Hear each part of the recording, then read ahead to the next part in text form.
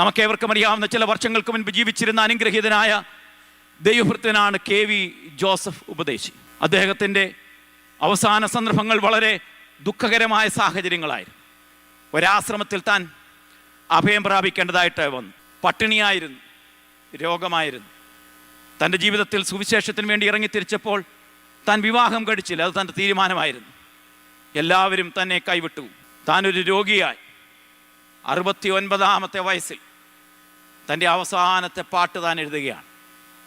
69-ാമത്തെ വയസ്സിൽ ഏകാന്തതയിൽ രോഗിയായിട്ട് കഴിയപ്പെടുന്ന KV Joseph എന്നറിയപ്പെടുന്ന ആ ദൈവഭൃത്യൻ തൻ്റെ അവസാനത്തെ പാട്ട് ദൈവസന്നിധിയിൽ താൻ എഴുതി ഇടുകയുണ്ടായി.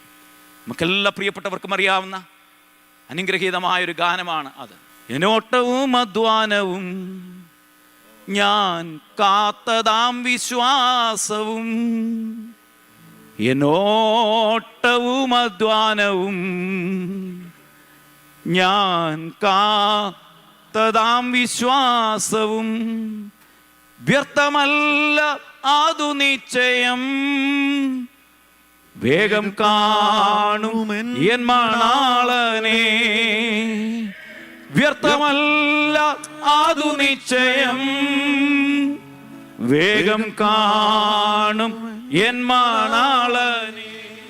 കണ്ടിടും പ്രിയനെ ഞാൻ കണ്ടിടും, അന്യനല്ല സ്വന്ത കണ്ണോ തൻ്റെ മുഖം കണ്ടിടും.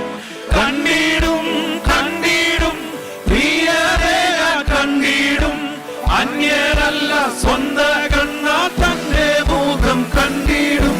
യേശുവേ